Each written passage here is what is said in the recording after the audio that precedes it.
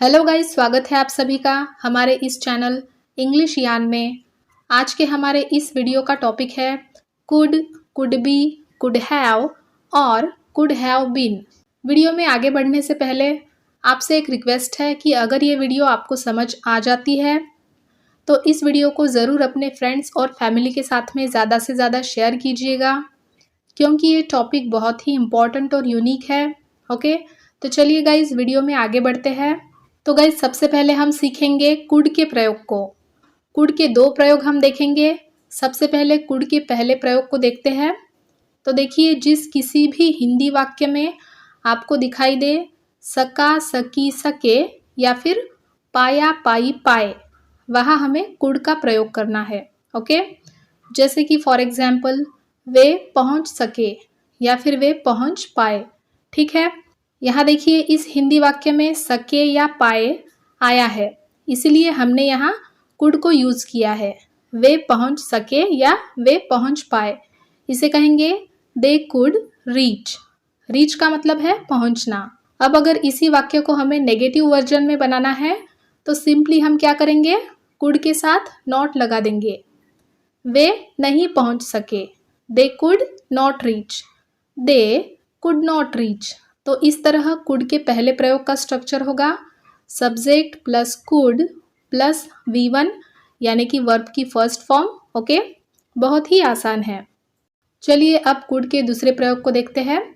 अब देखिए, अगर किसी भूतकाल के हिंदी वाक्य में, ओके, याद रखना है आपको कि जब भी किसी भूतकाल के हिंदी वाक्य के अंत में अगर आपको दिखाई दे सकता था, सकती थी, सकते थे, तब हमें कुड का यूज़ करना है। ओके, ये हुआ कुड का दूसरा प्रयोग। चलिए इसे एग्जाम्पल थ्रू समझते हैं। जैसे कि जब मैं 15 साल का था तब मैं तेज़ी से दौड़ सकता था। अब देखिए, ये एक भूतकाल का वाक्य है और इसके अंत में आया है सकता था, तो इसलिए यहाँ हम कुड का यूज़ करेंगे। ओके, तो इसका इंग्लिश में होगा I could run fast when I was 15 years old. I could run fast when I was 15 years old. Okay? तो ये था कुड का दूसरा प्रयोग। इसमें भी स्ट्रक्चर पहले वाले की तरह सेम रहेगा। Subject plus could plus V1, यानी कि वर्ब की फर्स्ट फॉर्म, और बाकी जो बचे हुए अदर वर्ड्स होंगे वो हम एज ऑब्जेक्ट यूज करते हैं। ओके, क्लियर है? चलिए अब सीखते हैं कुड बी के प्रयोग को। तो गाइस कुड बी के भी दो प्रयोग है, जिसमें हिंदी वाक्य में आपको दिख सकता है जा सकता है या जा सकता था। ओके, अब आपको एक डाउट आएगा यहाँ कि मैम यहाँ कुड तो कैन का पास्ट फॉर्म है, मगर फिर जा सकता है के लिए हम कुड का यूज़ कैसे कर सकते हैं? तो देखिए, जा सकता है वाला सेंटेंस हमें पॉसिबिलिटी यानी कि संभावना बता रहा होगा, पर जा सकता था जो है ये हमें पॉसिबिलिटी शो नहीं करेगा। ओके, चलिए इसे एग्जाम्पल के साथ समझते हैं। एग्जाम्पल है ही कुड बी किल्ड, यानी कि उसे मारा जा सकता है। मान लीजिए कोई गुंडा है और उसकी तलाश पुलिस कर रही है, तो पुलिस अभी उस जगह पहुंची नहीं है, तो इसीलिए यहाँ हम केवल संभावना ही जता सकते हैं कि उसे मारा जा सकता है, मारा गया नहीं है अभी तक। ठीक है, तो ही कुड बी किल्ड, उसे मारा जा सकता है, पॉसिबिलिटी है यहाँ केवल। ओके, उसके बाद है उसे मारा जा सकता था। ठीक है, अगर हमारी यानी कि पुलिस की रणनीति सही होती तो हम उसे मार सकते थे, उसे मारा जा सकता था। इस बात में क्या है, श्योरिटी है। आप यहाँ कुड बी के जगह कैन बी भी लगा सकते हो, ही कैन बी किल्ड, मगर फिर से इसमें श्योरिटी आ जाएगी, पॉसिबिलिटी नहीं रहेगी। ओके, इसका स्ट्रक्चर देख लेते हैं। Subject plus could be plus verb की third form, so he could be killed. ये क्या है, एक पैसिव वॉइस का सेंटेंस है। इसी तरह कुड बी का दूसरा यूज देखते हैं। इसमें भी वाक्य के अंत में आएगा हो सकता, जो कि पॉसिबिलिटी सूचित करेगा, और दूसरे वाले में हो सकता है में श्योरिटी दिखती है। ओके, चलिए इसे एग्जाम्पल से समझते हैं। जैसे कि वह अस्पताल में हो सकता है, ही could be in the hospital. ये एक संभावना है कि वह घर पर नहीं बल्कि अस्पताल में हो सकता है। He can be in the hospital बोलेंगे तो यहाँ श्योरिटी आ जाएगी इस बात की, पर कुड भी बोलेंगे तो वहाँ डाउट आ जाएगा, राइट। चलिए अब हो सकता था को समझ लेंगे। वह बीमार हो सकता था, वो ऐसे कैसे चले गया इतनी बरसात में भाई, वह बीमार हो सकता था। ही कुड बी सिक, वह बीमार हो सकता था। यहाँ जो बी आया है इसका मतलब है होना, बीमार होना। यहाँ पर ये कुड बी का एक्टिव वॉइस का सेंटेंस है, ओके। तो कुड बी के दो यूजेस एक्टिव और पैसिव हमने यहाँ समझ लिए। चलिए इसका स्ट्रक्चर देख लेते हैं। Subject plus could be plus state of being, ये क्या दिखाता है, अवस्था दिखाता है। ही कुड बी सिक, वह बीमार हो सकता था, या है, या सीधे सीधे कभी किसी वाक्य में ऑब्जेक्ट आ जाएगा। ऑब्जेक्ट इसीलिए आएगा क्योंकि यहाँ कुड के साथ बी आया है, और बी ये क्या है, वर्ब है, ओके। क्लियर है यहाँ तक? All right. अब देखते हैं कुड हैव के प्रयोग को। पहले देखते हैं कुड हैव के पहले प्रयोग को। तो जिस किसी भी हिंदी वाक्य के अंत में होगा सकता था, सकती थी, सकते थे, वहाँ हम कुड हैव को यूज करेंगे। अब आप कहोगे कि मैम सकता था, सकती थी हमने पहले भी पढ़ा है, पर वो एक अलग प्रयोग है। मैं बताऊंगी आपको एक एक करके आगे, आपको बस कंफ्यूज्ड नहीं होना है यहाँ, ओके।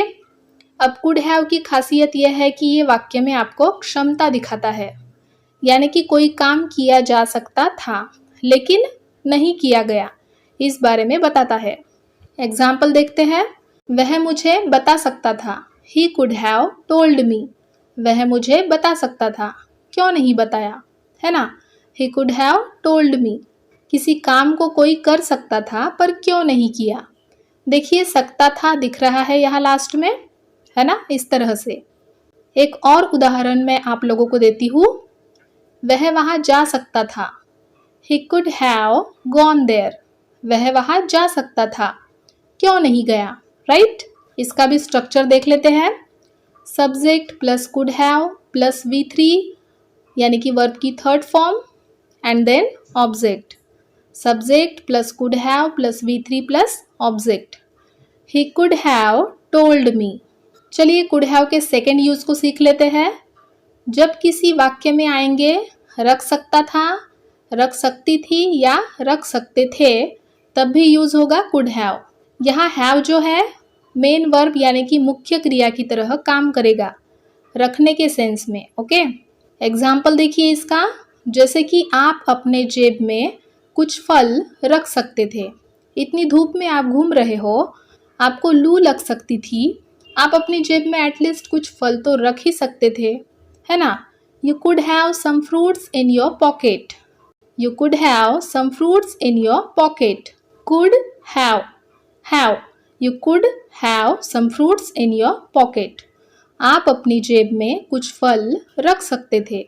इस तरह से हैव यहाँ मेन वर्ब की तरह काम कर रहा है रखना के सेंस में। आई समझ में? चलिए आगे का कॉन्सेप्ट देखते हैं जो कि है कुड हैव बीन।